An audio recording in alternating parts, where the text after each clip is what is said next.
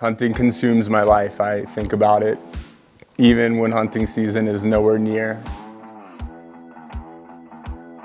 I'm always trying to think about my overall health so I can prepare myself for the upcoming hunting season. I'm thinking about the food that I consume. I'm thinking about the miles that I walk as being an asset for me in the future for hunting. And even in the past, as a younger man, going back to almost 10 years ago, I would put miles in with my kids on my back, just trying to put a little bit extra weight in my pack so I could make it a little bit further during hunting season.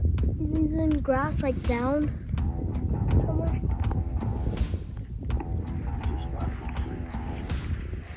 Yeah, he's on the bottom. My name's Patrick Gerig. I'm 34 years old. I live here locally in Colorado, just outside the Vail Valley. This is my second year here with Flatliner Outfitters. When my cousin Timmy Shell offered me a position here about 2 years ago, it was not even a hesitation. It's allowed me to pursue my love for the outdoors, and it's also given me a chance to relive some of my past hunting memories with my father here on the same properties that we're currently able to guide. Some of the things that I really enjoy about guiding is that it obviously allows me the ability to spend time outside, and I have an amazing office, but more so it allows me to challenge myself mentally and physically. I think the reason that I really like guiding the most is because it's allowed me to utilize all my skill set that has taken me an incredibly long time to develop.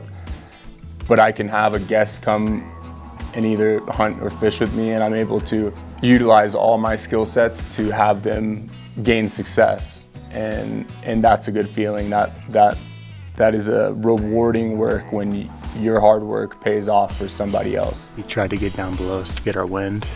I dropped over this timber face, started raking a tree, and he ended up coming into probably about 10 yards or so. And we just didn't get a shot off, but we're gonna give it another try here this afternoon. It was awesome.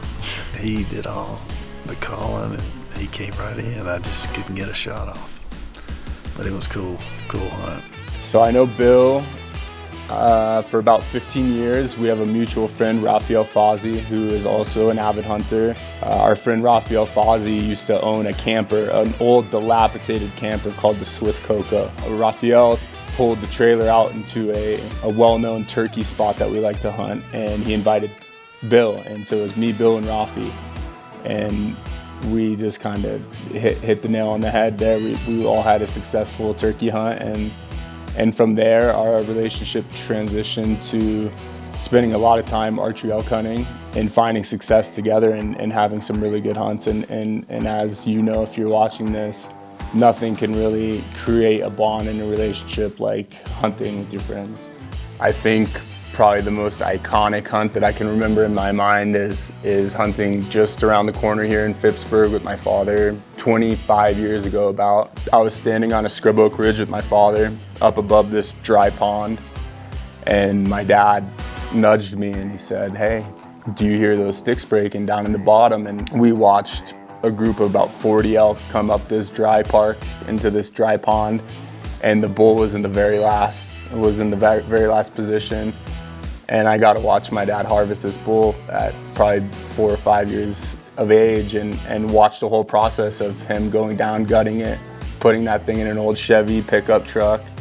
And now I can look back at photos of that day and it comes back like it was yesterday. And probably that's where this all began, is from my father and having opportunities to hunt these great properties that we still can hunt today. And that's really what's given me my initial kickstart into the hunting world is early exposure at a young age.